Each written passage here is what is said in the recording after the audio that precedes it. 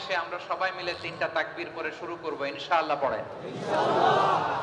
আমার যশোরের ভাইরা রেডি হয়ে যান। শুনেছেন, আমলের জন্য এগুলোই যথেষ্ট, নতুন করে আমার বলার কিছুর দরকার নেই। নতুন করে উপস্থাপনের মতো বলার মতো আমার কাছে কিছু নাইও। যা বলার 1500 বছর আগে আল্লাহ তাআলা উম্মাহকে বলে দিয়েছেন, ঠিক কিনা? এমন কিতাব দান করেছে যে কিতাবে ভুল নাই, যতই পড়ি ততই শেখা যায়। বিয়ন্ডলেস, বাউন্ডলেস, বটমলেস, কুল কিনারা নাই, কুল কিনারা বিহীন সাগর। পড়েন সুবহানাল্লাহ। গত 3 দিন ধরে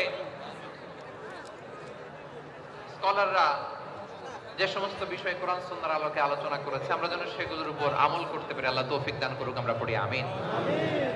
আসুন, এখানে আসার বসার এই প্রোগ্রামে অংশগ্রহণ করার উদ্দেশ্যকে, নিয়তকে আমরা খালেস করে নেই।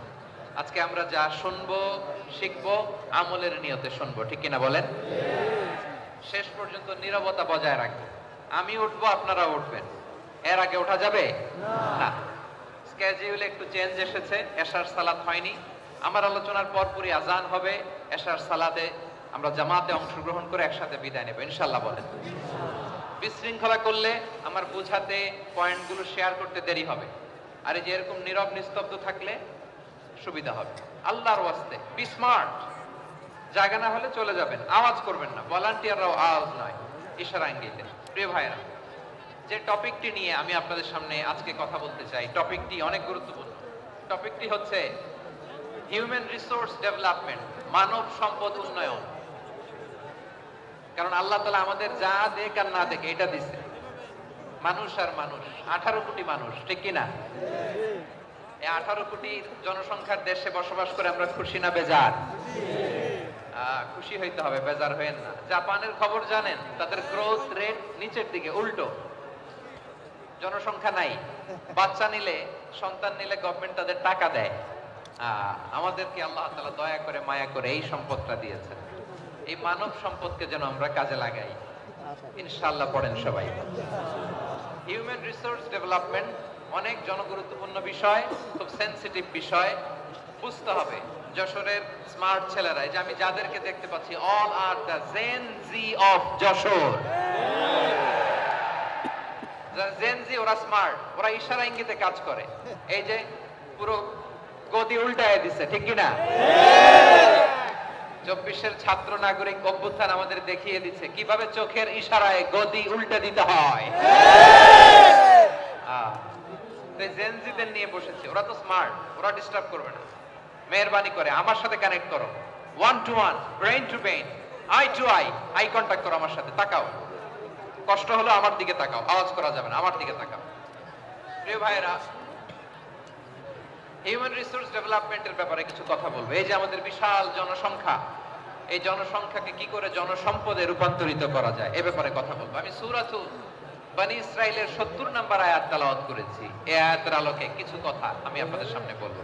আল্লাহ তাআলা ইরশাদ করছেন, ওয়ালাকাদ কাররামনা বনী আদম ওয়া হামালনাহুম ফিল বাররি ওয়াল বাহরি ওয়া রাযাকনাহুম মিনাত তাইয়্যিবাত ওয়া ফাদ্দালনাহুম আলা কাসীরিম মিম্মান খালাকনা তাফদীলা। পড়েন আল্লাহু আকবার। রব্বুল আলামিন বলেন, ওয়ালাকাদ কাররামনা বনী আদম, আমি বনী আদমকে সম্মানিত করেছি, বনী আদমকে মর্যাদা দিয়েছি। ওয়া হামালনাহুম ফিল বাররি ওয়াল বাহর, বনী আদমকে জলে, স্থলে, স্থলে এবং সমুদ্রে চলাচলের বাহন দিয়েছি। ওয়া রাযাকনাহুম মিনাত তাইয়্যিবাত, তাদেরকে পবিত্র রিজিকের বন্দোবস্ত করেছি। ওয়া ফাদ্দালনাহুম আলা কাসীরিম মিম্মান খালাকনা তাফদীলা, আর আমি আল্লাহ যাদেরকে সৃষ্টি করেছি তাদের মধ্য থেকে বনী আদমকে আমি শ্রেষ্ঠ বানিয়েছি। আমরা শ্রেষ্ঠ, আমরা আশরাফুল মাখলুকাত। আমরা কি? এই যে এমনি চিল্লাচিল্লি করে, জিজ্ঞেস করলে বলে না। আমরা আশরাফুল মাখলুকাত। আমরা কি? শ্রেষ্ঠ, সবার চেয়ে সেরা। আমাদের মতো করে আল্লাহ কাউকে বানায় নাই। দুই পায়ে ভর করে শির দ্বারা এরকম স্ট্যান্ড রেখে মাথা উঁচু করে দাঁড়াতে পারে এরকম কোন প্রাণী পৃথিবীতে আছে? এজন্য আল্লাহ বলেন ওয়ালাকাদ কাররামনা বানি আদম, আমি বনি আদমকে সম্মানিত করেছি, তাদেরকে আমি মর্যাদা দিয়েছি। তাদেরকে আমি যত মর্যাদা দিয়েছি আমার কোন সৃষ্টিকে এত মর্যাদা দেই নাই। পড়েন সুবহানাল্লাহ। I have dignified the status of the sons of Adam. আদমের সব সন্তানের মর্যাদা আমি বাড়িয়েছি। আল্লাহ এখানে বলেননি ওয়ালাকাদ কাররামনাল মুমিনিন, আমি মুমিনের মর্যাদা বাড়িয়েছি, বলেছেন? আল্লাহ এখানে বলেন নাই ওয়ালাকাদ কাররামনাল মুসলিমিন, আমি মুসলিমের মর্যাদা বাড়িয়েছি। আল্লাহ বলেছেন ওয়ালাকাদ কাররামনা বানি আদম, আমি বনি আদমের সম্মান বাড়িয়েছি, হোক সে মুমিন কিংবা কাফের, মুসলিম কিংবা মুশরিক, আস্তিক কিংবা নাস্তিক, আরব কিংবা অনারব, যেই হোক না কেন আদম সন্তান সবগুলার মর্যাদা বাড়ায় দিয়েছে কে? সবার মর্যাদা আল্লাহ বাড়িয়েছে।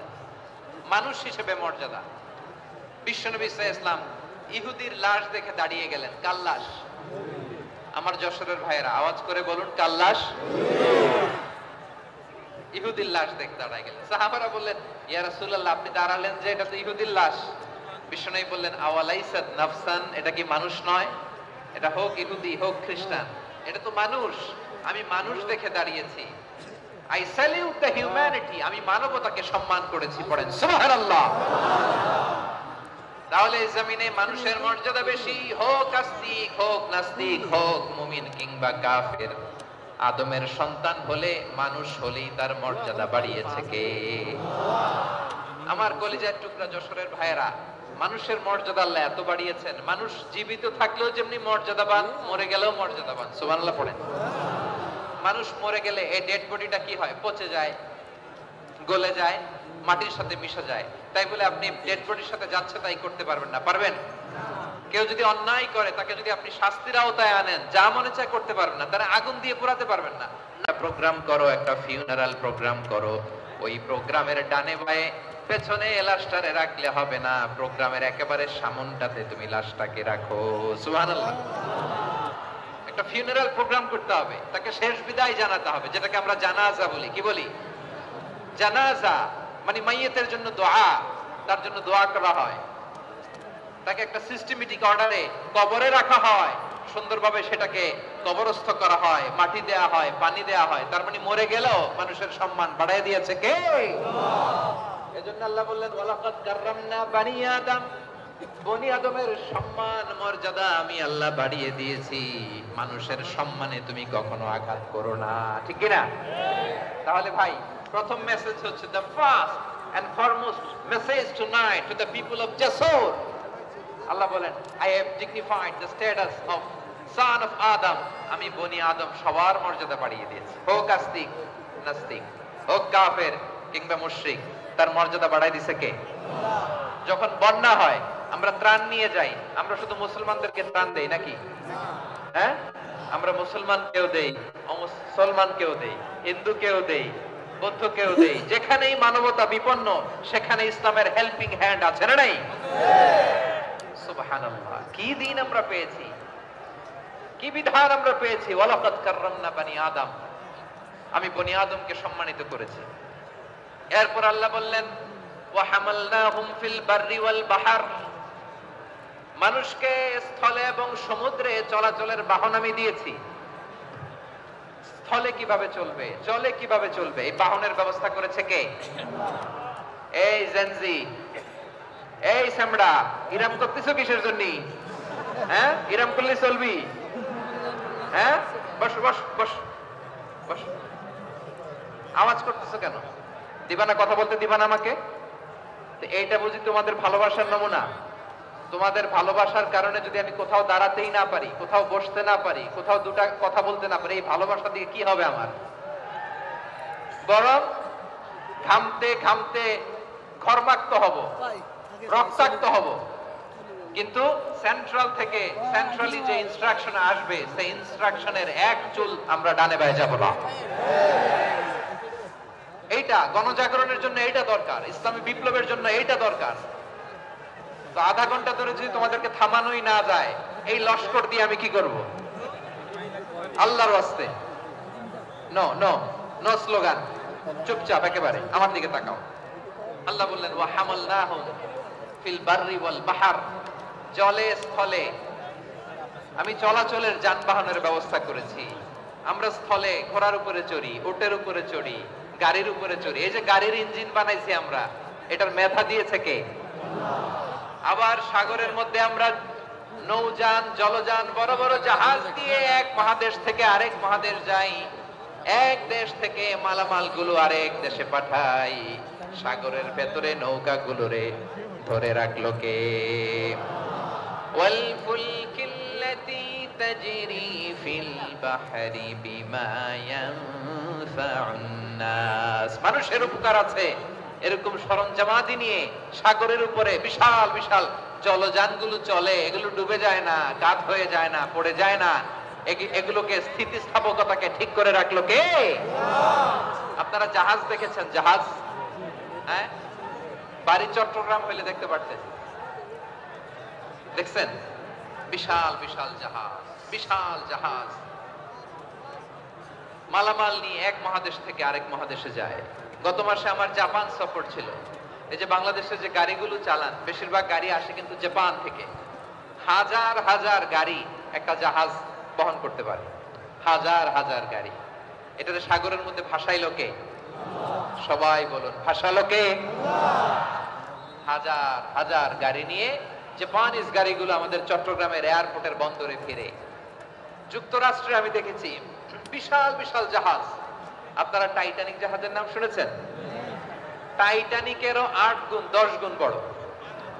সুবহানাল্লাহ কইবেন না? টাইটানিক জাহাজের 8 গুণ 10 গুণ বড় একটা জাহাজ আছে, আইকন অফ দ্য সি, আমি দেখে এসেছি। রয়্যাল ক্যারিবিয়ান দেখে এসেছি। সাগরের সামনে জেটিতে যখন দাঁড়ালাম, জাহাজটা যখন যায়, আমার মনে হচ্ছে একটা শহর, গোটা শহর, the entire city is floating on the water. পুরো একটা শহর মনে হয় পানির উপর দিয়ে ভেসে যাচ্ছে। পড়েন সুবহানাল্লাহ। এই যে আইকন অফ দ্য সি, এই ক্রুজ, এই জাহাজটা, এটার ভিতরে স্টেডিয়াম আছে। কিসের ভিতরে স্টেডিয়াম? কথা বুঝে নাই বোধহয়। স্টেডিয়াম কিসের ভিতর? সুইমিং পুল আছে, শপিং মল আছে, রেস্টুরেন্ট আছে, ক্লাব আছে, 3000 4000 রুম বিশিষ্ট, কক্ষ বিশিষ্ট হোটেল আছে। এই সবগুলোর নিয়ে এগুলো চলে সাগরের এই দোলার মধ্যে, জলোচ্ছ্বাসের মধ্যে। এই সাগরের ভেতরে এই জাহাজগুলোর ভাষায় রাখছে কে? সূরা আর রহমান আল্লাহ তাআলা বললেন ওয়ালাহুল জাওয়ারিল মুনশাআতু ফিল বাহরি কাল আ'লাম ফাবিআইয়ি আলা, সবাই পড়েন, ফাবিআইয়ি আলাই রাব্বিকুমা তুকাযযিবান। পাহাড় সম বড় বড় জাহাজগুলো মাল বোঝাই করে সাগরের মধ্যে ভেসে বেড়ায়। এগুলো দিয়ে মালামাল বহন করা যায়, মানুষরা এক দেশ থেকে আরেক দেশে যায়। এই জাহাজগুলোরে সাগরের ভেতরে ভাসায় রাখলো কে? এই আয়াতের ভেতরে আল্লাহ তাআলা সূরাত বনী ইসরাঈলের এই চমৎকার আয়াতের ভেতরে আল্লাহ তাআলা বেসিক্যালি মানব জাতির প্রতি তার 4টি স্পেশাল অনুগ্রহের কথা বলেছেন। কয়টি? 2টা বলে ফেলছি। 1 নাম্বার ওয়ালাকাদ কাররামনা বনী আদম, আমি বনী আদমের সম্মান বাড়াইছি। নাকি মুসলমানদের? নাকি মুসল্লিদের? কার সম্মান বাড়িয়েছি? বনী আদমের। তাহলে human dignity, the first part of the verse talks about the human dignity. 2 number অংশ আল্লাহ তাআলা বললেন ওয়া হামালনাহুম ফিল বাররি ওয়াল বাহর, স্থলে এবং সমুদ্রে আমি তাদের জন্য চলাচলের বাহন দিয়েছি। সুবহানাল্লাহ। তার মানে smooth movement on land and sea, জলে এবং স্থলে যাতে আমরা স্মুথলি মুভ করতে পারি আল্লাহ তাআলা দিয়েছেন। 3 নাম্বার আল্লাহ তাআলা বললেন ওয়া রাযাকনাহুম মিনাত তাইয়্যিবাত, মানুষের জন্য আমি পবিত্র রিজিকের ব্যবস্থা করেছি। জলে এবং স্থলে যত প্রাণী আছে সবগুলা প্রাণীকে রিজিক দেয় কে? আমাদেরকে রিজিক দেয় কে? সাগরের মাছগুলোকে, বড় বড় তিমি মাছগুলোরে রিজিক দেয় কে? বাতাসের মধ্যে ভেসে বেড়ানো বড় বড় পাখিগুলো, স্ক্যান্ডিনেভিয়ান কান্ট্রি থেকে লক্ষ লক্ষ কোটি কোটি পাখিগুলো যে এক দেশ থেকে আরেক দেশে ট্রান্সফার হয়, এগুলোর রিজিক দেয় কে? রব্বুল আলামিন বলেন ওয়ামা মিন দাব্বাতিন ফিল আরদি ইল্লা আলাল্লাহি রিজকুহা ওয়া ইয়ালামু মুস্তাকাররাহা ওয়া মুস্তাওদাআহা কুল্লুম ফি কিতাবিন মুবিন। আল্লাহু আকবার। রব্বুল আলামিন বলেন, ভূপৃষ্ঠে বিচরণশীল যত প্রাণী আছে সব প্রাণীগুলোকে আমি আল্লাহ আমার নিজের কুদরতে রিজিকের বন্দোবস্ত করি। এই প্রাণীগুলো কোথায় থাকে, কোথায় যায়, সব জায়গায় আমি রিজিক পৌঁছে দেই। রিজিক কেউ দিতে পারে না, রিজিকের মালিক কে? রিজিকের মালিক তিনি আল্লাহ। এজন্য আল্লাহ তাআলা বললেন, ওয়ারাযাকনাহুম মিনাত তাইয়্যিবাত। এরপর আল্লাহ বললেন, ওয়া ফাদ্দালনাহুম আলা কাসীরিম মিম্মান খালাকনা তাফদীলা। আমি যত প্রাণী সৃষ্টি করেছি সকল প্রাণীর মধ্যে মানুষের মর্যাদা শ্রেষ্ঠত্ব আমি দিয়েছি। সুবহানাল্লাহ পড়েন। তাহলে এক নম্বরে আল্লাহ বললেন আমি বনি আদমের মর্যাদা বাড়ালাম। এরপরে বললেন স্থলে এবং সমুদ্রে চলাচলের জন্য যানবাহন দিলাম। 3 নম্বরে আল্লাহ বললেন পবিত্র রিজিকের ব্যবস্থা করে দিলাম। এরপরে আল্লাহ বললেন যত প্রাণী আছে, সৃষ্টি আছে, সবগুলার উপরে আমি মানুষকে শ্রেষ্ঠত্ব দিলাম। সুবহানাল্লাহ। তাহলে সবচেয়ে বেশি শ্রেষ্ঠত্ব মানুষের। কার? মানুষের। শুধু তাই নয় প্রিয় ভাইরা, আকাশ এবং জমিনে যা কিছু আছে সবকিছু মানুষের জন্য, মানুষের কল্যাণে, মানুষের প্রয়োজনে, মানুষের বশীভূত করে সৃষ্টি করেছেন কে? রব্বুল আলামিন বলেন, হুয়াল্লাযী খালাকা লাকুম মা ফিল আরদি জামিআ। এই জমিনের মধ্যে যা কিছু আমি আল্লাহ সৃষ্টি করেছি সব কিছু আমি মানুষের জন্য সৃষ্টি করেছি। পড়েন সুবহানাল্লাহ। হুয়াল্লাযী খালাকা লাকুম মা ফিল আরদি জামিআ। যা আছে সব আমাদের জন্য, সব আমাদেরকে সার্ভিস দেওয়ার জন্য, আমাদের উপকারের জন্য, আমাদের কল্যাণের জন্য। আওয়াজ করে সবাই পড়ুন আল্লাহু আকবার। অন্য আল্লাহ বললেন, ওয়াসাখখারা লাকুম মা ফিস সামাওয়াতি ওয়া মা ফিল আরদি জামিআন মিন ইন্না ফি যালিকা লাআয়াতিন লিকাওমি ইয়াতাফাক্কারুন।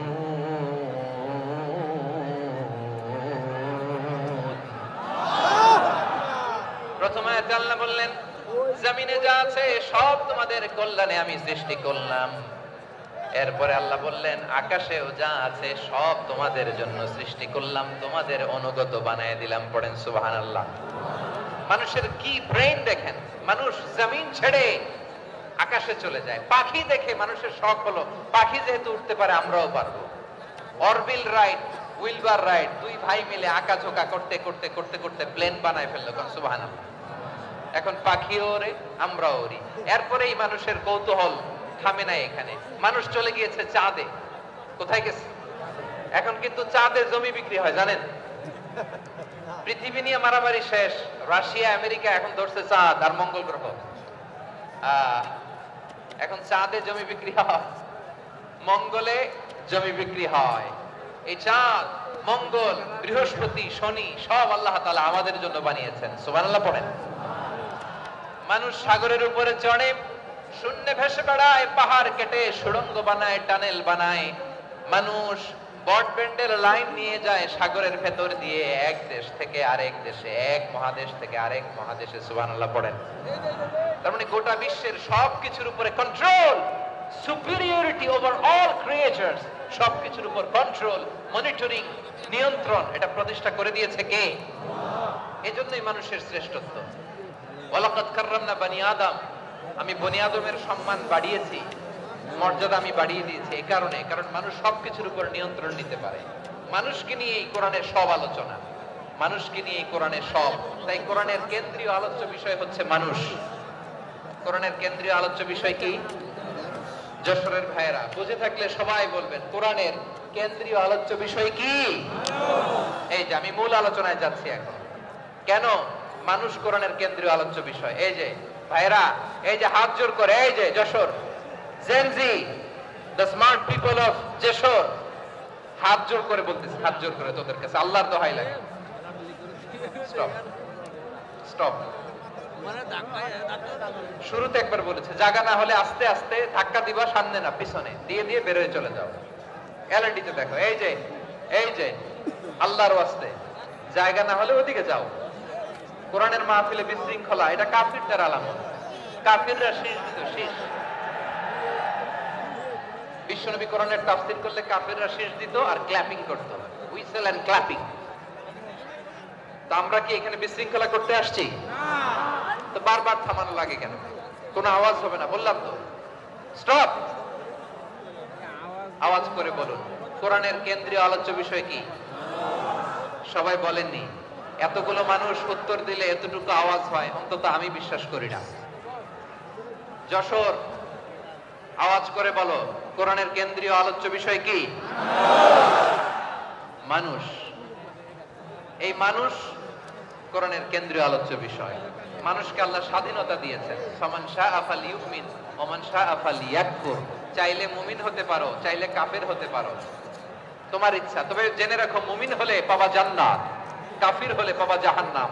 নাও দ্য ডিসিশন ইজ ইয়োরস। সিদ্ধান্ত তোমার, জান্নাতে যাবা না জাহান্নামে যাবা। যশোরের ভাইয়ের আওয়াজ করে বলুন কই যেতে চান, জান্নাতে না জাহান্নামে? ডান দিকে না বাম দিকে? ডানপন্থী না বামপন্থী? চিল্লা চিল্লি না চুপচাপ? চুপচাপ করে আবার চিল্লাচিল্লি শুরু করে দিচ্ছে। মাশাআল্লাহ। তাহলে কোরআনের কেন্দ্রীয় আলোচ্য বিষয় মানুষ। আমার সাথে থাকতে হবে, তোমাদেরকে নিয়ে আমি আলোচনা শেষ পর্যন্ত যাব। অনেক গুরুত্বপূর্ণ কথা বাকি আছে, আমাকে সহযোগিতা করতে হবে। মাশাআল্লাহ, এই তো ঠান্ডা হয়েছে। হ্যাঁ ঠিক আছে ঠিক আছে ঠিক আছে। মানুষকে আল্লাহ এত স্বাধীনতা দিয়েছেন, মানুষ চাইলে অনেক ভালো হইতে পারে। ভালোর রাস্তাও খোলা, খারাপ হওয়ার রাস্তাও খোলা। ভালো হইলে মানুষ অনেক ভালো, খারাপ হইলে অনেক খারাপ। ভালো হইলে সবচেয়ে ভালো, খারাপ হইলে সবচেয়ে খারাপ। এজন্য সিদ্ধান্ত আপনাকে নিতে হবে। আল্লাহ তাআলা বলছেন লাকাদ খালাকনাল ইনসানা ফি আহসানি তাকওয়িম সুম্মা রাদাদনাহু আসফালা সাফিলিন। আমি মানুষকে অনেক সুন্দর অবয়বে, সুন্দর আকৃতিতে সৃষ্টি করেছি। তার শুধু চেহারার ডিজাইনটাই সুন্দর নয়, তার ব্রেনটা বড্ড সুন্দর, তার মানসিকতা বড্ড সুন্দর, তার সৃজনশীলতা বড্ড সুন্দর। পড়েন সুবহানাল্লাহ। আমাদের চেহারা, অবয়ব, ডিজাইন যে সুন্দর তা না, আমাদের ব্রেনটা অনেক সফিস্টিকেটেড ব্রেন, অনেক সফিস্টিকেটেড। এই 1.5 কেজি ব্রেন ইউজ করে মানুষ গোটা বিশ্বে সভ্যতা বিনির্মাণ করেছে, ঠিক কিনা? এই ব্রেন আল্লাহ তাআলা আমাকে দিয়েছে। এটারে কাজে লাগালে, আপনার সিক্স সেন্স কাজে লাগালে আপনি অনন্য মানুষ হয়ে উঠবেন, মহামানবে রূপান্তরিত হবেন। মানুষ হতে পারে, চাইলেই মহামানব হতে পারে। আবার যদি মানুষ চায় খারাপও হতে পারে। আল্লাহ বললেন শুধু ভালোই না, ভালো হতে চাইলে অনেক ভালো তুমি হতে পারো, আবার খারাপ হতে চাইলে অনেক খারাপ তুমি হতে পারো। সুম্মা রাদাদনাহু আসফালা সাফিলিন।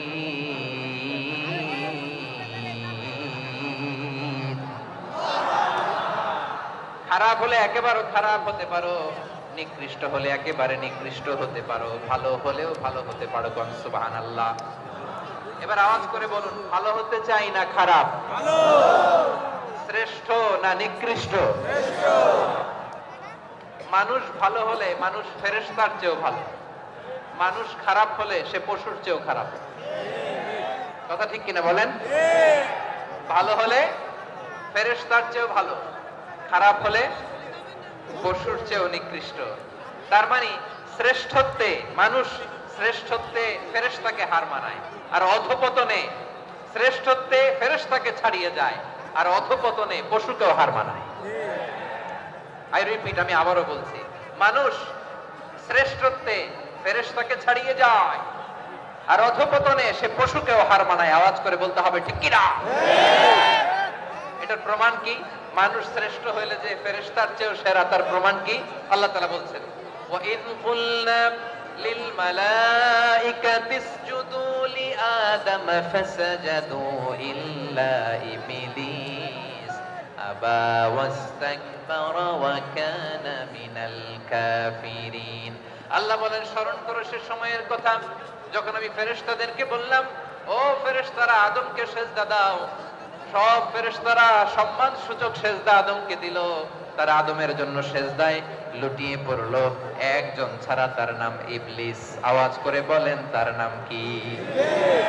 সে অহংকার প্রদর্শন করলো, সে কাফের হয়ে গেল। বাকি সব ফেরেশতারা সেজদা দিল। সুবহানাল্লাহ। আবার আদম আলাইহিস সালামকে আল্লাহ জিজ্ঞেস করলেন, সব বলে দিল উত্তর, কিন্তু ফেরেশতাদেরকে একই প্রশ্ন জিজ্ঞেস করলেন, তারা উত্তর করতে পারে না। তার মানে এর মধ্য দিয়ে প্রমাণিত হয় মানুষ ভালো হলে ফেরেশতার চেয়েও ভালো, ফেরেশতার চেয়েও মানুষের মর্যাদা বাড়িয়ে দিয়েছে কে? সব নূরের ফেরেশতা যখন মাটির আদমকে সেজদা দেয়, এটা প্রমাণ করে ফেরেশতার চেয়েও মানুষের মর্যাদা বাড়িয়ে দিয়েছে কে? তুমি মাটির আদমকে প্রথম সৃষ্টি করিয়া ঘোষণা করিয়া দিলে শ্রেষ্ঠ বলিয়া, তাই তো নূরের ফেরেশতা করে আদমকে সেজদা। ঠিক কিনা বলেন? তাই তো নূরের ফেরেশতা করে আদমকে সেজদা। সবার চেয়ে সম্মান দিলে মাটির আদমকে।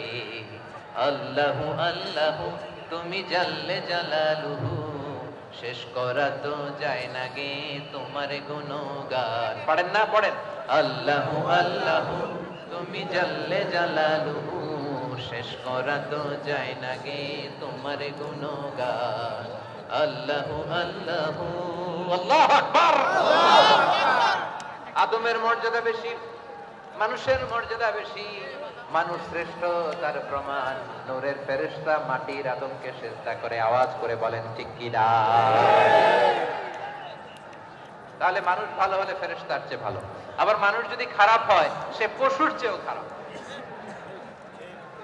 অধপতনে পশুত্বকে হার মানায়। তার প্রমাণ কি? তার প্রমাণ হচ্ছে যশোরের ভাইরা দেখবেন পত্রিকায় নিউজ পেপারে মাঝে মাঝে এরকম দেখা যায়, এক মানুষ আরেক মানুষকে হত্যা করে 20 টুকরা করে বস্তার ভিতরে ভরেছে।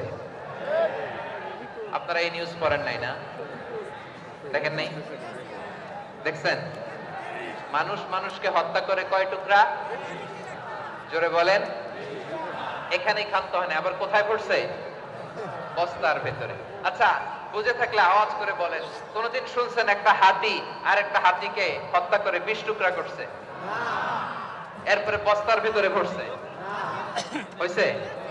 তাহলে দেখেন, মানুষ যদি খারাপ হয় সে পশুকেও হার মানায়। চিল্লায় বলো ঠিক কিনা? এমনও দুশ্চরিত্র মানুষ আছে যার নজর থেকে 6 মাসের ছোট্ট মেয়ে থেকে শুরু করে 80 বছরের বৃদ্ধারাও নিরাপদ নয়। পশুকেও হার মানায়। মানুষ মানুষের ঘর জ্বালিয়ে পুড়ে মেসাকার করে দেয়, জনপদের পর জনপদ জ্বালায় দেয়। এরকম আছে না নাই? বোমা মেরে শহরগুলো উড়িয়ে দেয়। এই যে ইসরায়েল গাজার মধ্যে যে অ্যাটাক করেছে, এরা মসজিদ মানে নাই, মসজিদে বম ফেলেছে। এরা খ্রিস্টানদের চার্চ গির্জা মানে নাই, গির্জায় বম ফেলেছে। পৃথিবীর ইতিহাসে never happened in the history of the world that someone bombed on a hospital, on an ICU center. এমন হাসপাতাল যেখানে আইসিইউর রোগীরা আছে, ওই হাসপাতালের উপরও ইসরায়েলি সৈনিকেরা বোমা মেরেছে। জোরে বলেন ঠিক কিনা? এরা মানুষ? আওয়াজ করে বলেন, এরা মানুষ না। প্রিয় ভাইয়েরা, চোখ কান নাক মুখ থাকলেই মানুষ না। যা সামনে দেখেন এগুলো সব মানুষ না, এগুলো জনসংখ্যা। এগুলো কি? সবাই বলুন, এগুলো কি? বাড়ছে জনসংখ্যা, কমছে মানুষ। বাড়ছে জনসংখ্যা, কমছে এই দুনিয়া এখন তো সেই দুনিয়া নাই। মানুষ নামের মানুষ আছে, দুনিয়া বোঝাই। সেই মানুষের ভিড়ে আমার আসল মানুষ নাই। ঠিক কিনা? আসল মানুষের বড্ড অভাব, আসল মানুষের বড্ড অভাব। আমার ভাইয়েরা, মানুষ খারাপ হলে পশুকেও হার মানায়। আচ্ছা, আওয়াজ করে বলেন, এই যশোরের ছেলেরা দিক তাকাও, আওয়াজ করে বলেন, যে ইসরায়েলি সোলজাররা উপর থেকে বোমা মারলো তারাও মানুষ? তারাও কি? ওরাও রক্তে মাংসে মানুষ, ওদেরও পরিবার আছে। বোমা মেরে যেই মেয়েটাকে তারা অনাথ বানায়, ইয়াতিম বানায়, ও কিন্তু বাসায় ওর মেয়েটাকে রেখে আসছে, ঠিক কিনা বলেন? বম্বিং করে যে বাবাকে মেরে, স্বামীকে মেরে স্ত্রীকে বিধবা বানায়, তারও ঘরে স্ত্রী আছে। উপর থেকে বম মেরে মানুষ মেরে দিচ্ছে, তারাও মানুষ। 1945 সালের 6ই আগস্ট আমেরিকান সোলজাররা হিরোশিমায় বম মেরেছে। আমি নিজে দেখে এসেছি জাপানের হিরোশিমাতে। সকাল 8:15 মানুষ কেউ অফিসে যাচ্ছিল, কেউ খেতে খামারে কাজ করতে যাচ্ছিল। লিটল বয় নামে একটা বোম মেরেছে তারা। এই বোমের আঘাতে, পারমাণবিক এই বোমার রেডিয়েশনে আঘাতে, বোম ব্লাস্ট হওয়ার পরে মুহূর্তের মধ্যে 1,40,000 নাই। উপর থেকে যারা মারতেছে এরাও মানুষ, যাদেরকে মারলো তারাও। তার মানে মানুষে মানুষে পার্থক্য আছে না? নেই? মানুষে মানুষে পার্থক্য আছে। নাক কান চোখ মুখ থাকলেই মানুষ নয়। বাড়ছে জনসংখ্যা, কমছে মানুষ, চিল্লায় বলো ঠিক কিনা? তাহলে আমরা বুঝলাম মানুষ ভালো হলে অনেক ভালো, খারাপ হলে অনেক খারাপ। ও আমার কলিজার টুকরা যশোরের ভাইয়েরা, আসুন না 3 দিন ব্যাপী এই তাফসীরুল কোরআনের ঐতিহাসিক প্রোগ্রাম থেকে আমরা সিদ্ধান্ত নেই, আমরা ভালো মানুষ হব নাকি খারাপ মানুষ হব? কলিজা থেকে, প্রাণ থেকে আওয়াজ করে সবাই বলুন, ভালো মানুষ নাকি খারাপ মানুষ? ভালো মানুষ হইতে হবে। ভালো মানুষ যারা জগৎটাকে এনলাইটেন করবে, যারা এনলাইটেন করবে, যারা সত্যের বীর সেনানী হয়ে দাঁড়াবে, যারা সত্যের পক্ষে কথা বলবে, যারা জালিমের মসনদকে ভেঙে খানখান করে দেবে, এরকম হওয়ার দরকার আছে না নাই? এরকম ভালো মানুষ আমরা হতে চাই কি চাই না? মানুষকে যত্ন নিলে মানুষ যে কত ভালো হয় আপনি কল্পনাও করতে পারবেন না। এই যে আপনাদের যশোরে যে ভালো ছেলেগুলো আছে, যে ভালো তরুণগুলো আছে, যে যুবকগুলো আছে, যে ভালো আলেমরা আছে, ভালো নেতারা আছে, সবাই যদি তাদের মতো হতো, পুরো যশোরটা একটা জান্নাতের টুকরা হয়ে যেত। আওয়াজ করে বলেন ঠিক কিনা? মানুষকে নার্চারিং করলে, মানুষকে পলিশ করলে, মানুষকে গ্রুমিং করলে, মানুষকে সঠিক তারবিয়া দিলে মানুষ অনন্য হয়ে ওঠে। প্রতিটি মানুষ অনন্য। আমি অনন্য, আপনি অনন্য, আমরা সবাই অনন্য। সুবহানাল্লাহ বলেন। মানুষকে আল্লাহ তাআলা দিয়েছেন অসীম ক্ষমতা, অসীম ক্ষমতা। সুবহানাল্লাহ। একটা মানুষ পারে না এমন কিছু নাই, একটা মানুষ পারে না এমন কিছু নাই। বিশ্বাস করতে হবে, মানুষ যা কল্পনা করতে পারে ওইটা মানুষ করে দেখাতে পারে। যশোরের ভাইয়ের, আই রিপিট, আমি আবারও বলছি, এই চিল্লাচিল্লি করলে আমার এই গুরুত্বপূর্ণ কথা তোমরা মিস করবা, মিস করবা। কপাল পোড়া হয়েও না, আওয়াজ করে কপাল পোড়া হবে না। আমার দিকে তাকাও। মানুষ, মানুষ যা কল্পনা করতে পারে সেটা মানুষ করে দেখাতে পারে। তুমি তোমার কল্পনার রাজ্যকে সাজাও, তোমাকে হারাতে পারে এমন কোন শক্তি আল্লাহর জমিনে নাই। তোমার কি শক্তি, কি সম্ভাবনা তুমি জানোই না মিয়া। তুমি এদিকে তাকাও কেন? তোমার রাস্তা তো ওই দূরে। তুমি কোথায় যাবে, আল্লাহ তোমার টেনে কোথায় নিয়ে যাবে তুমি কিছুই জানো না। Plan big, dream big. কল্পনার শক্তিকে বড় করো। মানুষ যা কল্পনা করতে পারে মানুষ তা করে দেখাতে পারে। মানুষের কাছে অসাধ্য কিছু নাই, মৃত্যু ছাড়া, এক্সেপ্ট ডেথ। মৃত্যু ছাড়া মানুষ সবকিছুকে জয় করতে পারে। মৃত্যু ছাড়া যে কোনো অসাধ্যকে সাধন করার ক্ষমতা মানুষকে দিয়ে দিয়েছে কে? হারার জন্য তোমার জন্মই হয় নাই, তোমার জন্ম হয়েছে জিতার জন্য, বিজয়ের জন্য তোমার জন্ম। মানুষের শুরুটাই হয় বিজয় দিয়ে। যশোর, আওয়াজ করে বলো, মানুষের শুরু হয় কি দিয়ে? আমরা যখন আমার পিতার পৃষ্ঠদেশে ছিলাম, পিতার পৃষ্ঠদেশ থেকে শুক্রাণু যখন মায়ের গর্ভদেশে যেয়ে পড়ে, কতটা শুক্রাণু ভ্রমণ শুরু করে জানো? 20 কোটি শুক্রাণু। একবার সিমেন আউট হলে সেখানে 20 কোটি শুক্রাণু থাকে, ভ্রমণ শুরু করে। ওই 20 কোটি শুক্রাণুর মধ্যে থেকে তুমি আমি আজকে এক বিকশিত শুক্রাণু মানব রূপে পৃথিবীতে এসেছি। সুবহানাল্লাহ। ওই 20 কোটি শুক্রাণুর প্রতিযোগিতায় সবাইরে পেছনে ফেলে সেদিন আমি সফল হয়েছিলাম, সেদিন আমি বিজয়ী হয়েছিলাম, সেদিন আমি এত ছোট ছিলাম, মাইক্রোস্কোপ দিয়েও আমার অস্তিত্ব টের পাওয়া যায় না। আমি এত তুচ্ছ ছিলাম, নগণ্য ছিলাম, আমার কান ছিল না, আমার চোখ ছিল না, আমার হাত ছিল না, আমার জন্য রিকমেন্ডেশন করার মতো মামু ছিল না, খালা ছিল না, কেউ ছিল না। তারপরেও ওই প্রতিযোগিতায়, ওই কম্পিটিশনে যখন আমারে কেউ হারাতে পারে নাই, আল্লাহর জমিনেও আমারে কেউ হারাতে পারে না। হারার জন্য তোমার জন্মই হয় নাই, তুমি আসছোই জিতার জন্য। সুবহানাল্লাহ। বিশ্বনবী বলেন, আন-নাসু মাআদিন কামাআদিনি যাহাবি ওয়াল ফিদ্দা খিয়ারুহুম ফিল জাহিলিয়াতি খিয়ারুহুম ফিল ইসলাম। Peoples are like mines of gold and silver. সোনার খনি, রূপার খনি, এর চেয়ে বড় খনি হচ্ছে এই মানব সম্পদের খনি। আওয়াজ করে বলেন আল্লাহু আকবার। আল্লাহ তাআলা এই সম্পদ আমাদেরকে দিয়েছে। বিশ্বনবী বলেন, মানুষ হচ্ছে খনির মতো। খিয়ারুহুম ফিল জাহিলিয়াতি খিয়ারুহুম ফিল ইসলাম। জাহিলি যুগে যারা সেরা, ইসলামেও তারা সেরা। ইদা ফাকহু, যদি তারা বুঝবান হয় তাহলে তাদেরকে সেরা বানায় দিবে কে? আল্লাহ। তাহলে মানুষের চেয়ে সেরা কেউ হতে পারে? মানুষের চেয়ে অনন্য কেউ হতে পারে? মানুষকে কেউ হারাতে পারে? আওয়াজ করে বলো, তোমাকে কেউ হারাতে পারবে? এই সাহস জাগছে আজকের আলোচনা থেকে। আমি তুমি অনন্য, আমাকে তোমাকে হারায় দেওয়া এত সহজ না, ঠিক কিনা?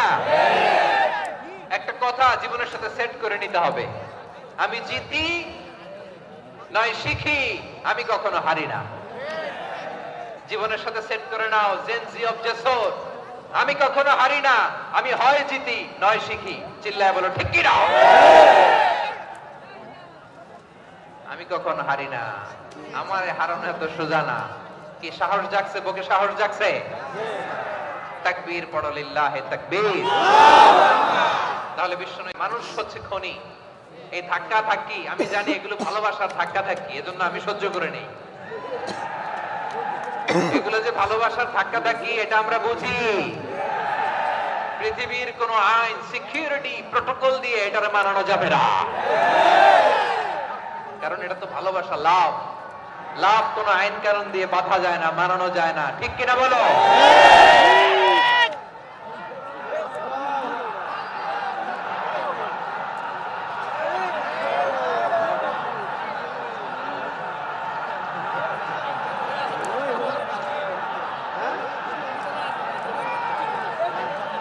ঠিক আছে, বসুন বসুন বসুন। আল-নাসু মাআদিন, মানুষ হচ্ছে খনি। এই খনির যত্ন নিতে হবে। আমার মা বাবা যারা এসেছেন, আপনার ছেলে মেয়ের যত্ন নেন। আপনার ছেলের মধ্যে যে কি পটেনশিয়াল আপনি জানেন না। আপনার এই ছোট্ট অবুঝ ছেলেটাই আগামী দিনের শায়েখ আহমদুল্লাহ হবে। আপনার হেফজখানায় পড়া ওই ছোট্ট ছেলেটাই আগামী দিনের আল্লামা মামুনুল হক হবে। আপনার ওই ছেলেটা আমির হামজা হবে, আব্দুল হাই সাইফুল্লাহ হবে। এভাবে বড় বড় আলেম হবে, তারা যুগ শ্রেষ্ঠ আলেম হবে। সেই একদিন এই বাংলাদেশের পার্লামেন্টে যে বক্তব্য দিয়ে যশোরের পক্ষে কথা বলবে। আপনি জানেন না, কাউকে ছোট করবেন না, আপনি ওর কনফিডেন্স আপনি কমাবেন না, আপনি কমাতে পারেন না। প্যান্ডেলে আমার যে মা বোনেরা আছেন, ছেলে মেয়েদেরকে কখনো ছোট করে কথা বলবেন না। ও যে কোথায় যাবে আপনি জানেন না, আপনি মা হয়ে তাকে সাহস দিবেন, তার কল্পনার জগৎটাকে সাজাতে তাকে উৎসাহিত করবেন, ঠিক কিনা বলেন? আর আমার প্যান্ডেলের আমার প্রিয় শ্রদ্ধাশীলা মায়েরা বোনেরা, আপনারা তো আরো দামি সম্পদ। বিশ্বনবী বলেন, আর দুনিয়া কুল্লুহা মাতা। আল্লাহ আল্লাহ আল্লাহ। বিশ্বনবীর কথার ওজন দেখেন, আর দুনিয়া কুল্লুহা মাতা ওয়া খায়রু মাতা'আদ দুনিয়াল মারআতুস সালিহা। বিশ্বনবী বলেন, দুনিয়ায় যা দেখো সব আল্লাহর দেওয়া অ্যাসেট, মানে সম্পদ। আর এত অ্যাসেটের ভিড়ে সবচেয়ে শ্রেষ্ঠ সম্পদ হচ্ছে নেককার নারী। সুবহানাল্লাহ। ভাইয়েরা, বোনের সাথে খারাপ আচরণ করো না। সন্তান, মায়ের সাথে খারাপ আচরণ করো না। আমাদের মায়েরা আমাদের asset, they are our priceless asset. কারণ এই মায়েদের পেটে এসেছে আল্লাহর ওলিরা, এই মায়েদের পেটে এসেছে খান জাহান আলী, এই মায়ের পেটে এসেছে শাহজালাল ইয়ামানি, এই মায়ের পেটে এসেছে আল্লাহর সব নবীরা। নাকি নবীরা আকাশ থেকে ধপ করে জমিনে নেমে আসছে? মায়ের পেটে আসছে। এই মায়ের পেটগুলো খনি। আমার সম্মানিত মায়েরা বোনেরা, নিজেকে ইসলাম দিয়ে সাজান, নিজেকে ইসলাম দিয়ে সাজান, নিজেকে পবিত্র রাখুন, নিজের আব্রু ঈমান ইজ্জতের হেফাজত করুন, কোরআন পড়ুন, সুন্নাহ পড়ুন। আপনি জানেন না আপনার গর্ভে কে আসছে, কোন ক্ষণজন্মা পুরুষকে আল্লাহ তাআলা আপনার গর্ভে পাঠাবে আপনি জানেন না। মায়েরা নিজেদেরকে পবিত্র রাখুন, ইসলাম চর্চা করুন, কোরআন চর্চা করুন, নৈতিকতা দিয়ে নিজেকে সাজান। যশোরের জেনজি নিজেদেরকে প্রস্তুত রাখো আগামীর বাংলাদেশের জন্য। নৈতিকতা, মোরালিটি, ভ্যালিউজ দিয়ে নিজেকে সাজাও, ইসলাম দিয়ে নিজেকে সাজাও, কারণ আগামীর বাংলাদেশ ইসলামের বাংলাদেশ। বাংলাদেশের আসল পরিচয় ইসলাম। বাংলাদেশের আসল পরিচয় কি? সবাই বলে না। বাংলাদেশের আসল পরিচয় কি? এই ইসলাম নিয়ে আমরা সংসদ ভবন সাজাবো, রাজি আছি না নাই? শেকড় খুলে যাওয়া যাবে না, আমরা ধাপে ধাপে শারিয়া আইনের দিকে যাব ইনশাআল্লাহ। কিন্তু জঙ্গিবাদ দিয়ে নয়, কট্টরপন্থা দিয়ে নয়, আমরা ইন্টেলেকচুয়ালি গ্রাজুয়ালি ধাপে ধাপে শারিয়া আইনের দিকে মুভ করব ইনশাআল্লাহ। বলো লিল্লাহি তাকবীর। এদেশের আসল পরিচয় সবাই বলে না, আওয়াজ করে, এদেশের আসল পরিচয়।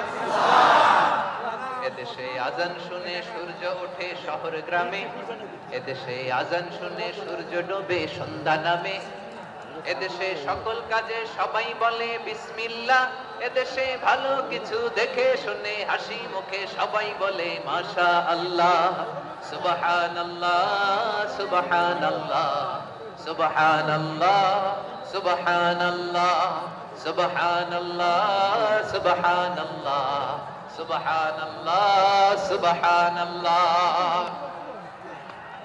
ও নবীন তরুণ তোমার কিসের এত ভয়, জেনে রেখো বাংলাদেশের আসল পরিচয়। বাংলাদেশের আসল পরিচয় ইসলাম। আওয়াজ তুলে বলো, আসল পরিচয় কি? এদেশে পরস্পরে দেখা হলে দেয় সালাম, এদেশে আমজনতার হৃদয় জুড়ে পাক্কা আলাম। ঠিক কি না?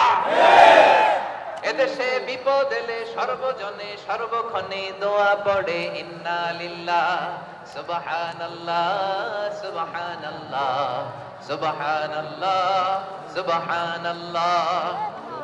এদেশে আজান শুনে সূর্য ওঠে শহর গ্রামে, এদেশে আজান শুনে সূর্য ডোবে সন্ধ্যা নামে, এদেশে সকল কাজে সবাই বলে বিসমিল্লাহ, এদেশে ভালো কিছু দেখে শুনে হাসি মুখে সবাই বলে মাশাআল্লাহ সুবহানাল্লাহ। আওয়াজ করে সুবহানাল্লাহ সুবহানাল্লাহ সুবহানাল্লাহ সুবহানাল্লাহ। সবাই একসাথে সুবহানাল্লাহ সুবহানাল্লাহ সুবহানাল্লাহ সুবহানাল্লাহ। এদেশের আসল পরিচয় কি? আওয়াজ করে বলতে ভয় লাগে। এদেশের আসল পরিচয় কি? ইসলাম দিয়ে আমাদের সংসদ ভবন চলুক, আমরা চাই কি চাই না? বঙ্গভবনে লা ইলাহা ইল্লাল্লাহর পতাকা উড়ুক, আমরা চাই কি চাই না? প্রতিটি জেলা অফিসে, ডিসি অফিসে লা ইলাহার পতাকা ঝুলুক, আমরা চাই কি চাই না? কারা চাই হাত তুলে আল্লাহরে দেখায়।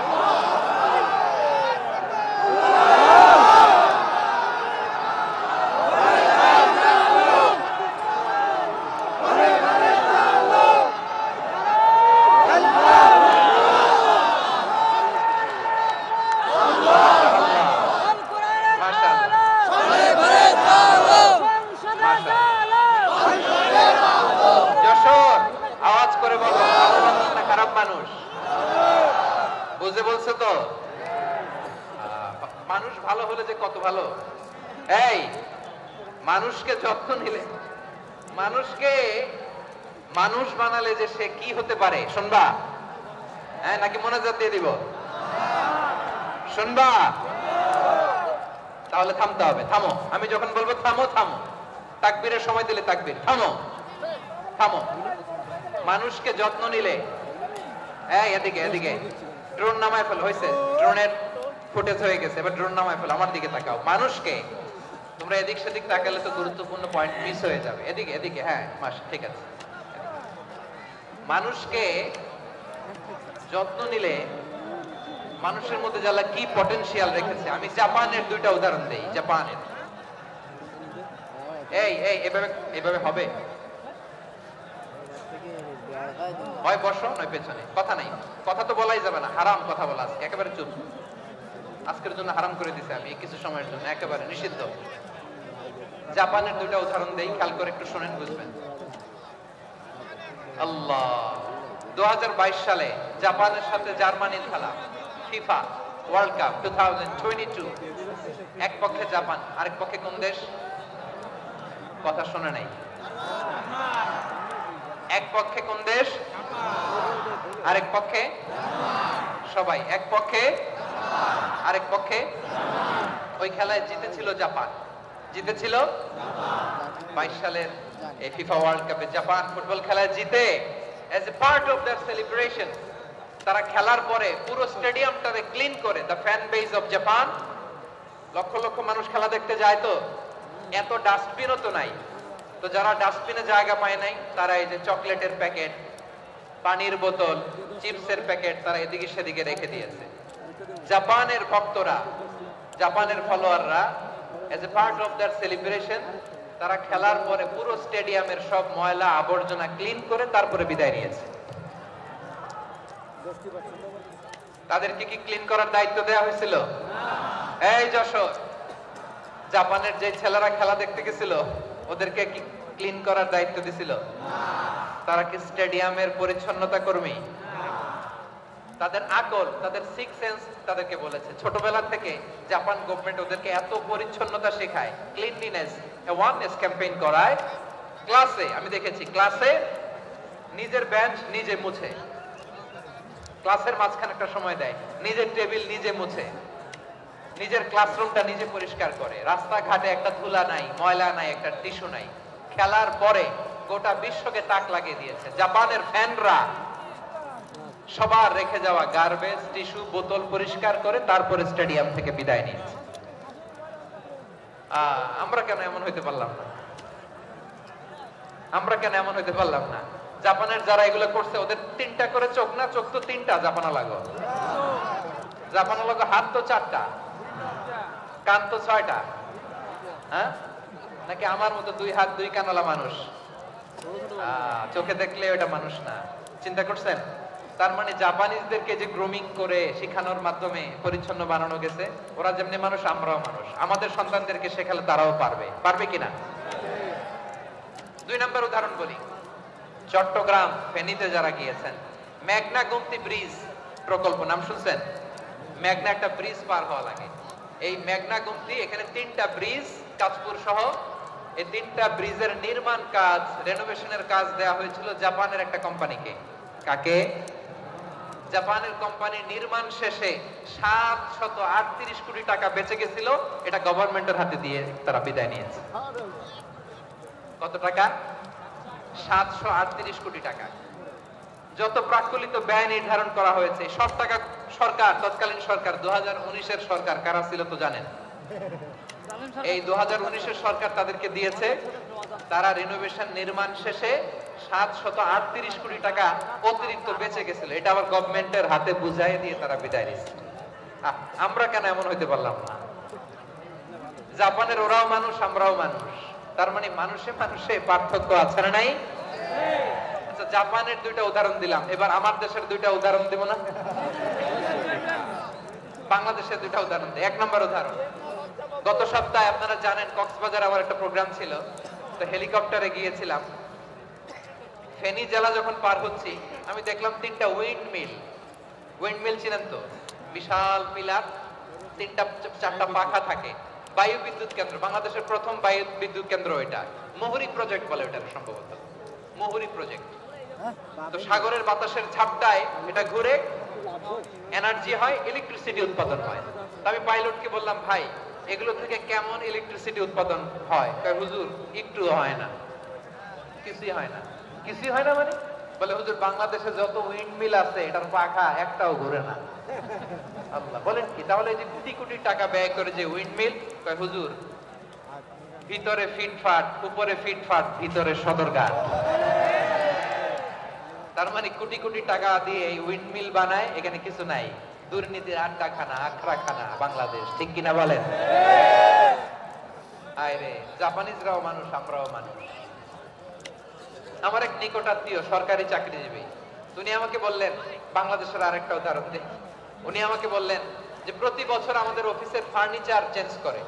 বলে প্রতি বছর ফার্নিচার চেঞ্জ করে কেন? বলে যে ফার্নিচার নতুন পারচেজ করলেই তো ওইখানে টাকা, নতুন কিনতে পারলেই টাকা, নতুন উন্নয়নের সবক শোনাতে পারলেই টাকা। প্রথম আলোর রিপোর্ট, কি আলো?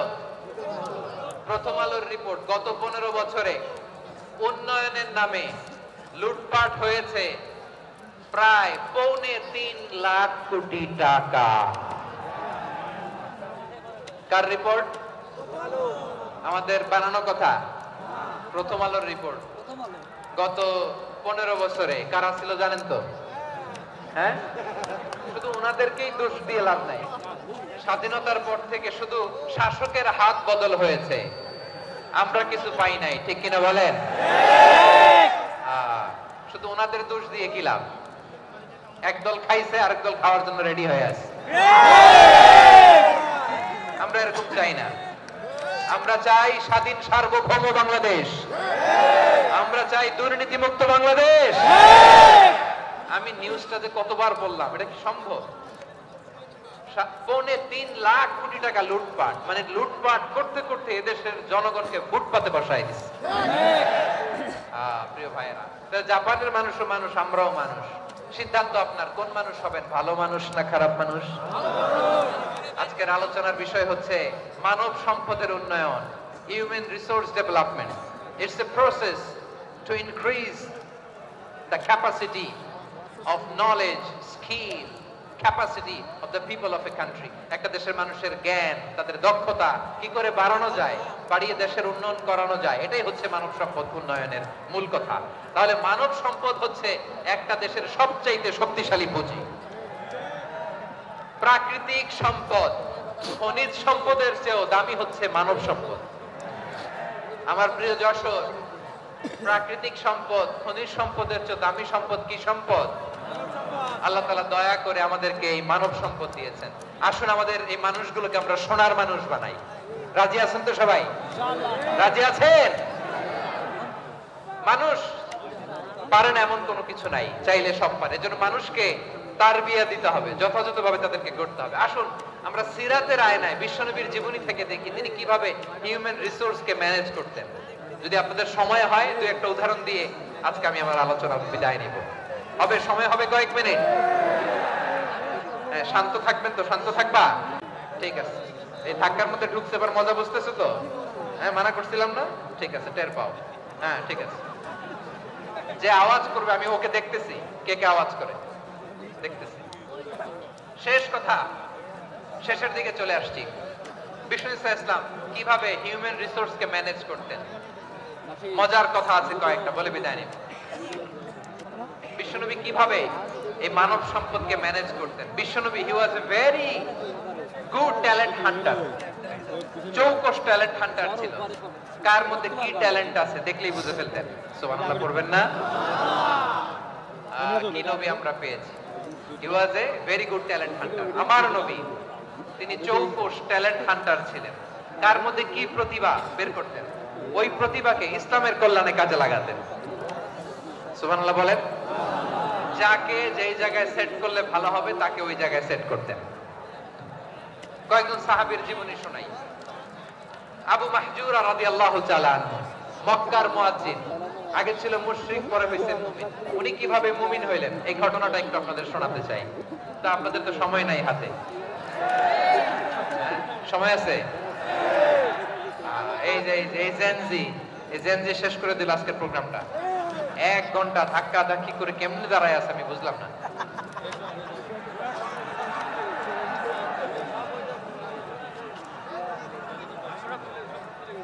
না না, তাকবির না, তাকবির না, চুপ করতে হবে। What I need, you stop. Just shut up. চুপ। হ্যাঁ, ঠিক আছে। এভাবে আবু মাহজুরা রাদিয়াল্লাহু তাআলা কিভাবে মুসলিম হলেন আওয়াজ করে শুনেন।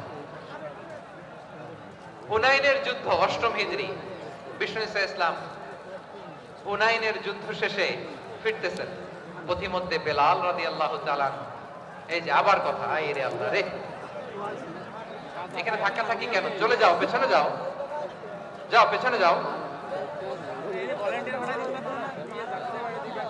কি আজীব তামাশা, যেখানে যায় এখানে ধাক্কা ধাক্কি, মারামারি, গায়ের উপরে কাঁধের উপরে শাউটিং। অনেক গুরুত্বপূর্ণ কথা পয়েন্ট করে নিয়ে আসে যে বলবো, এই শাউট করার কারণে প্রোগ্রামটাই নষ্ট করে দেয়। আসছে আমার ভালোবাসা দেখাইতে, প্রোগ্রামটাই শেষ করে দিয়ে চলে যায়। স্টপ, আবার কথা বল, স্টপ। হুনাইনের যুদ্ধে 8ম হিজরি, কত হিজরি সবাই বলেন না একটু, কত হিজরি? 8ম হিজরিতে হুনাইনের যুদ্ধে রাসূল সাল্লাল্লাহু আলাইহি ওয়াসাল্লাম ফিরে আসতেছেন মদিনায়। পথিমধ্যে বেলাল রাদিয়াল্লাহু তাআলা আনহু আযান দিচ্ছেন। কি দিচ্ছেন? তো পাশে ছিল মুশরিকদের একটা পল্লী, কিছু মুশরিক তরুণ, কিছু অমুসলিম কিশোর, তারা আযানকে ব্যঙ্গ করতেছে। আমাদের বাংলায় মুখ ভেঙ্গানো বলে আর কি। বেলাল রাদিয়াল্লাহু তাআলা আনহু আযান দিচ্ছেন, ওই বাচ্চাগুলো মুশরিক, তো ওরা আযানকে ব্যঙ্গ করতেছে, বিকৃতি করে ওরাও আযান দিচ্ছে। উদ্দেশ্য হচ্ছে আযানকে নিয়ে ঠাট্টা করা। উদ্দেশ্য কি? ঠাট্টা করা। ব্যাপারটা মনে কষ্ট পাওয়ার মতো ব্যাপার না? কিন্তু বিশ্বনবী ওইখানে দেখেন কি খুঁজলেন। বিশ্বনবী খেয়াল করলেন অমুসলিম কিশোরদের মধ্য থেকে একটা কিশোরের গলাটা বড় দরাজ গলা, কণ্ঠটা বড় সুন্দর। খেয়াল করে দেখলেন যে কিছু কিশোর বেলালের আযানকে ব্যঙ্গ করে, বিকৃতি করে, কিন্তু একজনের কণ্ঠ দেখতে পাচ্ছেন না এত দূরে, কিন্তু কণ্ঠটা বড় সুন্দর, দরাজ গলা। বিশ্বনবী সাহাবীদেরকে বললেন, ধরো এগুলারে, ধরো। সবগুলারে ধরে বিশ্বনবীর সামনে আনা হলো। ওরা হাঁটু গেড়ে বসলো। বিশ্বনবী বললেন, তোমাদের মধ্যে কে যেন ব্যঙ্গ করে আযান দিচ্ছিল, তার গলাটা বড় উঁচু, গলার বেসটা বড় মজবুত, মেলোডিয়াস, সুমধুর কণ্ঠ। কে? আবু মাহজুরা বলে, আমার বন্ধুরা সবাই আমার দিকে আঙ্গুল দেখায়, আমি পড়ে গেছি বিপদে। রাসূল সাল্লাল্লাহু আলাইহি ওয়াসাল্লাম বাকি অমুসলিম তরুণদেরকে ছেড়ে দিলেন, বললেন তোমরা যাও। এবার আবু মাহজুরারে পাইছে। আবু মাহজুরার চুলের মধ্যে হাত দিলেন বিশ্বনবী, মাথায় হাত দিয়ে বললেন, এবার আযান দাও দেখি। আবু মাহজুরা বলে, আমি তো আযান দিতে জানি না, কারণ আমি তো বেলালেরটা শুইনা দিছি, আমার তো মুখস্থ নাই, আমি তো আযান দিতে জানি না। বিষ্ণু বললেন, জানো না? তাহলে আসো আমি তোমারে শিখাই দেই। সুবহানাল্লাহ পড়া। আবু মাহজুরা হাঁটু গেড়ে বসে, বিশ্বনবীর মোবারক হাত আবু মাহজুরার চুলের মধ্যে। বিশ্বনবী আযানের মুআল্লিম আবু মাহজুরাকে বলতেছে, ঠিক আছে তোমারে শিখাই দিচ্ছি, আমি যা যা বলবো আমার সাথে সাথে বলো, পারবা? আবু মাহজুরা বলে, পারবো। বিশ্বনবী আযান দিচ্ছেন, মাথায় হাত দিয়ে, আল্লাহু আকবার, আল্লাহু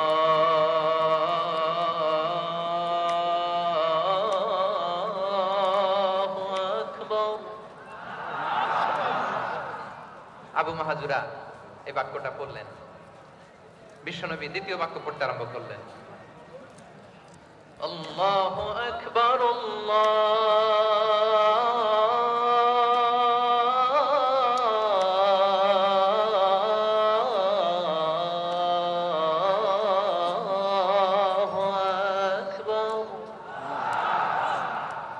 আবু মাহজুরা এই বাক্যটা বললেন।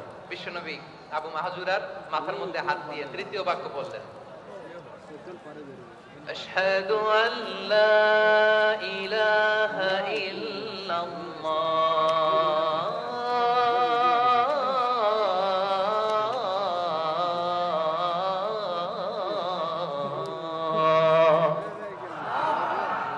আবু মাহজুরা তৃতীয় বাক্য বললেন। বিশ্বনবী একটা বাক্য পরে আবু মাহজুরা পরে, বিশ্বনবী পরে আবু মাহজুরা পরে। আবু মাহজুরা কিন্তু অমুসলিম, মুশরিক।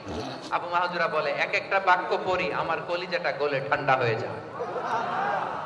এতদিন মুহাম্মদকে গালি দিতাম, এখন মুহাম্মদ আমার মাথায় যখন হাত রাখছে আমার সারা শরীর ঠান্ডা হয়ে গেছে।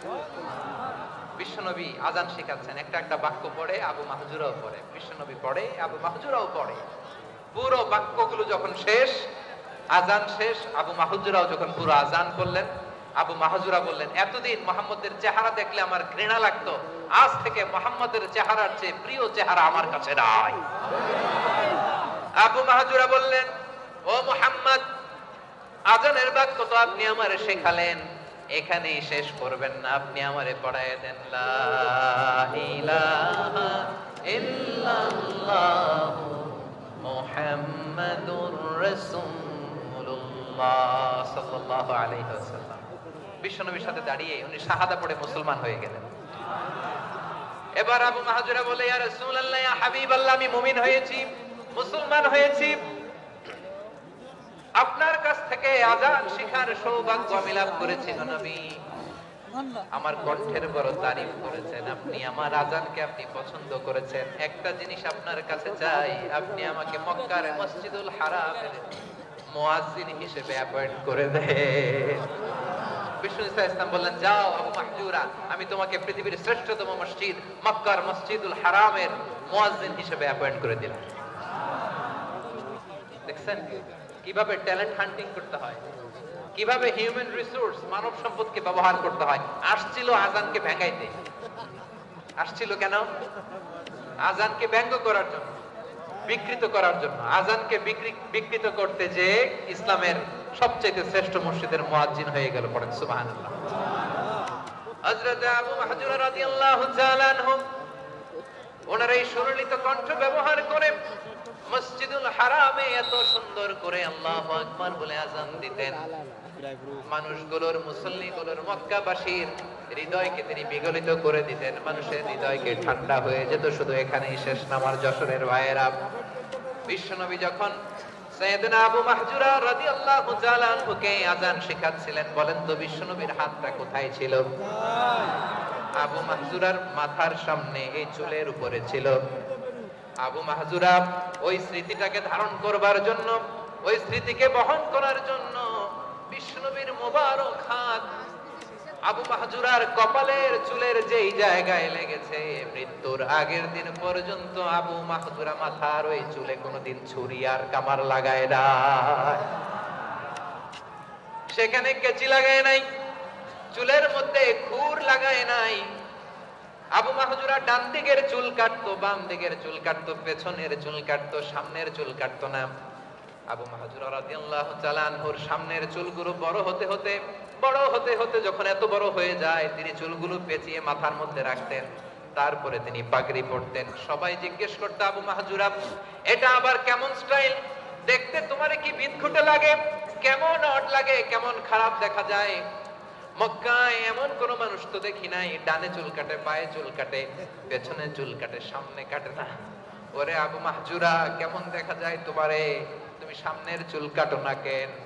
আবু মাহজুরা বলে, আমি হাঁটু গেড়ে পেয়ারা নবীর সামনে বসেছিলাম, আমার এই মাথার চুলের মধ্যে মুবারক হাত লাগিয়ে বিশ্বনবী নিজে আমাকে আযানের প্রতিটা বাক্য শিক্ষা দিয়েছেন। বিশ্বনবীর মোবারক হাত, পবিত্র হাত আমার মাথার চুলের যেই জায়গায় লেগেছে, আমি চাই ওই চুলগুলা নিয়ে আমি আমার কবরের ভিতরে যাব। সাইয়েদনা আবু মাহজুরা রাদিয়াল্লাহু তাআলা আনহু ইন্তেকালের আগের পর্যন্ত মাথার সামনের চুলগুলা কাটে নাই, মাথার সামনের চুল তিনি কাটেন নাই। সুবহানাল্লাহ বিহামদি। কেমন ভালোবাসতেন বিশ্বনবী সাহাবীদেরকে, সাহাবারা কেমন ভালোবাসতেন বিশ্বনবীকে। সামনের চুলগুলো বড় হতে হতে এত বড় ছিল, পেঁচিয়ে রেখে পাগড়ি পরতেন, কাটতেন না। নবীর হাত লেগেছিল। সুবহানাল্লাহ পড়েন। তাহলে what is the lesson? Moral of the story কি? মোরাল অফ দ্য স্টোরি হচ্ছে, আসছিল আযানকে ব্যঙ্গ করার জন্য, বিকৃত করার জন্য, হয়ে গেল মসজিদুল হারামের মুয়াজ্জিন। দেখেন বিশ্বনবী একটা খারাপ সিচুয়েশনের মধ্যে থেকে কি ভালো জিনিস বের করে আনলেন। আমি যে শুরুতে বলেছি কিভাবে তিনি হিউম্যান রিসোর্সকে ডেভেলপ করেছেন, ম্যানেজ করেছেন। তিনি যে চৌকুশ ট্যালেন্ট হান্টার ছিল, দেখেন সবার মধ্যে থেকে এরে বাছাই করে মুয়াজ্জিন বানাই দিয়েছেন। সুবহানাল্লাহ পড়েন। তার মানে এই না সবাইরে ধরে ধরে উনি মুয়াজ্জিন বানাইছেন, যার যেই ট্যালেন্ট আছে তাকে ওই কাজে অ্যাসাইন করেছেন, যার যেই প্রতিভা আছে তার প্রতিভাকে ইসলামের কাজে লাগিয়েছেন। সুবহানাল্লাহ পড়েন। যায়েদ বিন সাবিত রাদিয়াল্লাহু তাআলা আনহু নাম শুনেছেন? যশোর, কথা বেরোয় না। যদি জিজ্ঞাসা সালমান খানের নাম শুনছেন, সবাই হাত তুলবে, জি হুজুর শুনছি, মানে সব দেখা শেষ। সালমান খান, আমির খান, অমুক খান, সব খান মুখস্থ, কিন্তু যায়েদ বিন সাবিতের নাম মুখস্থ নাই মুসলমানদের। যে সাহাবী মাথার সামনের চুল কাটে নাই, মসজিদুল হারামের মুয়াজ্জিন বানাইছেন বিশ্বনবী, সাহাবীর নাম কি? খায়া ফেলাইছে, স্লোগানের সাথে খায়া ফেলাইছে। আবু মাহজুরা, কি নাম? আবু মাহজুরা আল জুমাহি রাদিয়াল্লাহু তাআলা। এই নামটা আজকে নিয়ে যাইতে হবে যশোর। আবু মাহজুরা রাদিয়াল্লাহু তাআলা। দুই নম্বরে বলছিলাম যায়েদ বিন সাবিত রাদিয়াল্লাহু তাআলা। বিশ্বনবী দেখলেন মদিনার এই আনসারী সাহাবী হাইলি ট্যালেন্টেড, ইন্টেলেকচুয়াল, মেরিটোরিয়াস, জ্ঞানের প্রতি তার আকর্ষণ, মারাত্মক আকর্ষণ। বিশ্বনবী তাকে দায়িত্ব দিলেন, কোরআন যা নাজিল হয় তুমি লিখো, কাতিবুল ওহী বানায় দিলেন। সুবহানাল্লাহ। যায়েদ বিন সাবিতরে আবার আযান শিখান নাই, কারণ তার মধ্যে বিশ্বনবী প্রতিভা দেখেছেন, একাডেমিক প্রতিভা। বিশ্বনবীর একাডেমিক প্রজেক্ট গুলো তিনি হ্যান্ডেল করতেন। যায়েদ বিন সাবিত ছিল বিশ্বনবীর ব্যক্তিগত সচিব। কি ছিল? ব্যক্তিগত সচিব। বুঝেন নাই? বিশ্বনবীর ব্যক্তিগত সচিব এবং দোভাষী। ইহুদিরা কিছু লিখে দিলে এটার অর্থ বিশ্বনবীরে বুঝায় দিতেন, আবার ইহুদিদের কাছে কিছু লিখতে হলে তিনি লিখে দিতেন। বিশ্বনবী একদিন বললেন, ইন্নী ওয়াল্লাহি মা আমানু ইয়াহুদা আলা কিতাব।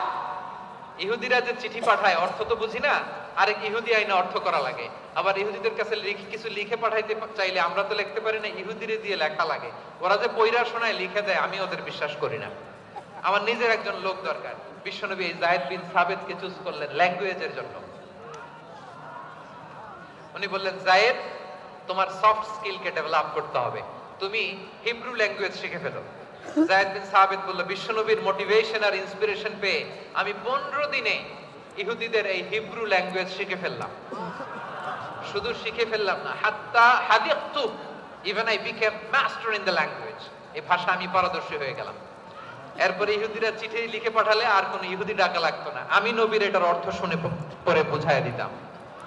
আবার ইহুদিদের কাছে চিঠি লেখা লাগলে আমি যায়েদ বিন সাবিত চিঠি লিখে দিতাম। সুবহানাল্লাহ। দেখেন, এত সাহাবীর মধ্য থেকে বিশ্বনবীর একাডেমিক প্রজেক্ট, ব্যক্তিগত সচিব, দোভাষী হিসেবে তিনি যায়েদ বিন সাবিতের মতো তরুণকে নির্বাচিত করেছেন। কেমন ট্যালেন্ট হান্টার ছিল আমার নবী। সুবহানাল্লাহ পড়বেন না? বিশ্বনবীর ইন্তেকালের পরে সাইয়েদনা আবু বকর রাদিয়াল্লাহু তাআলা আনহু যখন খলিফা হয়ে আসলেন, কোরআনকে সংকলনের দায়িত্ব দেয়া লাগবে, কোন সাহাবীকে দিবেন? সব সাহাবারা মিলে পরামর্শ করলেন। সাইয়েদনা আবু বকর, ওমর সবাই মিলে বিশাল কোরআন সংকলনের গুরু দায়িত্ব বিশ্বনবীর ব্যক্তিগত সচিব, বিশ্বনবীর দোভাষী, বিশ্বনবীর সিলেক্ট করাই লোক যায়েদ ইবনে সাবিত রাদিয়াল্লাহু তাআলা আনহুকে দিয়েছে। কোরআনের কবি তো আজকে এখানে রাখে নাই। এই যে আজকের যে কোরআন পড়েন, এটা আগে এরকম ছিল না। কোরআন নাজিল হলে সাহাবারা চামড়ার, ওটের চামড়ায় লিখে ফেলতো, ওটের চ্যাপ্টা হাড্ডির মধ্যে লিখে ফেলতো, গাছের গুড়ির মধ্যে লিখে ফেলতো। বিভিন্ন জনের কাছে ছড়ানো ছিটানো ছিল। আবু বকর রাদিয়াল্লাহু তাআলা আনহু একসাথে করলেন, পরবর্তীতে উসমান রাদিয়াল্লাহু তাআলা আনহু একসাথে করলেন। 114 সূরার এখন এই মুসহাফ, এই কম্পাইলেশন, এই কপি আমরা পেয়েছি, যার হিউজ কন্ট্রিবিউশন ছিল। এই পুরো কোরআন কম্পাইলেশনের প্রজেক্ট ম্যানেজার ছিল যায়েদ বিন সাবিত রাদিয়াল্লাহু তাআলা। কোরআন কম্পাইলেশনের প্রজেক্ট ম্যানেজার। দেখেন, উনারে মাথায় হাত দিয়ে আযান শিখায় নাই। সুবহানাল্লাহ কইবেন না? তাহলে প্রথম সাহাবী আবু মাহজুরাকে মুয়াজ্জিন বানাইলেন, যায়েদ বিন সাবিতকে ব্যক্তিগত সচিব আর দোভাষী বানালেন, মুসআব ইবনে উমাইর রাদিয়াল্লাহু তাআলা আনহুকে ইসলামের প্রথম অ্যাম্বাসেডর বানালেন। তাহলে তৃতীয় নাম্বার একজন সাহাবীর নাম বলছি, মুসআব ইবনে উমাইর। মুসআব কি নাম? নামটা কেমন লাগে? এই কয়েকজনের ভাল লাগে, বাকিদের ভাল লাগে না? ভাল লাগে? এই এই আর কয়েকটা মিনিট দেওয়া যাবে না আমাকে আল্লাহর রাস্তে? হ্যাঁ ঠিক আছে, আমি তোমাদেরকে ভালোবাসা দেখাবো, দোয়া করবো যদি চুপ থাকো, একেবারে চুপ, কষ্ট সহ্য করো। বাকিরা যা সওয়াব পাবে তোমরা ডবল পাবা, যেহেতু কষ্ট বেশি, কিন্তু চুপ। 3 নম্বর সাহাবীর নাম মুসআব। এই ধাক্কাধাক্কি কেন? ধাক্কাধাক্কি কেন রে ভাই? না না না, এরকম হইলে আসবো না যশোর, আমি আর আসবো না। হয় পিছনে চলে যাও, নাহলে চুপ, ডাকাডাকি নেই। 3 নম্বর সাহাবীর নাম মুসআব। কি নাম? He was the first ambassador in Islam. ইসলামের প্রথম ডিপ্লোম্যাট, প্রথম কূটনৈতিক, ইসলামের প্রথম কূটনৈতিক, ইসলামের প্রথম ডিপ্লোম্যাট, প্রথম অ্যাম্বাসেডর মুসআব ইবনে উমাইর। মক্কার তরুণ যুবক, উনি পারফিউম লাগাইলে মানুষ দেখলেই বুঝতো এটা মুসআব লাগাইছে। এমন ড্যাশিং ফেসের ছিল, এমন স্মার্ট ড্যাশিং ফেস, এমন পার্সোনালিটির মানুষ ছিল মুসআব রাদিয়াল্লাহু তাআলা। কারণ যিনি ইসলামের স্পোকম্যান হবেন, মুখপাত্র হবেন, তার স্মার্ট হওয়ার দরকার আছে না নাই? আকাবার প্রথম শপথ যখন হলো, তাদের সাথে বিষ্ণু ইসলাম মদিনাতে একজন মুখপাত্র পাঠালেন, ডিপ্লোম্যাটকে পাঠালেন, অ্যাম্বাসেডর অফ ইসলাম, তিনি হচ্ছেন মুসআব ইবনে উমাইর। পড়েন সুবহানাল্লাহ। বিশ্বনবী দেখলেন সে অনেক স্মার্ট, তার ডেডিকেশন আছে, সিনসিয়ারিটি আছে, এবং মদিনায় যে আউস খাজরাজ গোত্রের নেতাদের সাথে ডিল করতে হবে, ইহুদিদের সাথে ডিল করতে হবে, ওখানে একজন পাক্কা জানু খেলোয়াড়ের দরকার আছে না নাই? মুসআব ইবনে উমাইর রাদিয়াল্লাহু তাআলা আনহু, ওনাকে বিষ্ণু ইসলাম চুজ করলেন। এবং বিষ্ণু ইসলামের এই চুজিংটা, এই সিলেকশনটা এত সুন্দর ছিল, তিনি মদিনাতে যে বিশ্বনবী আসার আগেই মদিনার জমিনকে তিনি উর্বর করে ফেলছেন। প্রতিটা ঘরে ঘরে কালিমার দাওয়াত তিনি পৌঁছায় দিয়েছেন। জুমার বিধান নাজিল হয়েছে, কিন্তু মক্কায় পরিবেশ নাই জুমা পালনের। বিষ্ণু ইসলাম একজনকে দিয়ে খবর পাঠালেন, যাও মদিনায় মুসাবকে যে বলো, মুসাব তো আমার শিক্ষক, আমার স্পোকম্যান, মদিনাতে যেন তারা জুমা কায়েম করে। বিশ্বনবীর আগেই মুসাব মদিনার মুসলিমদের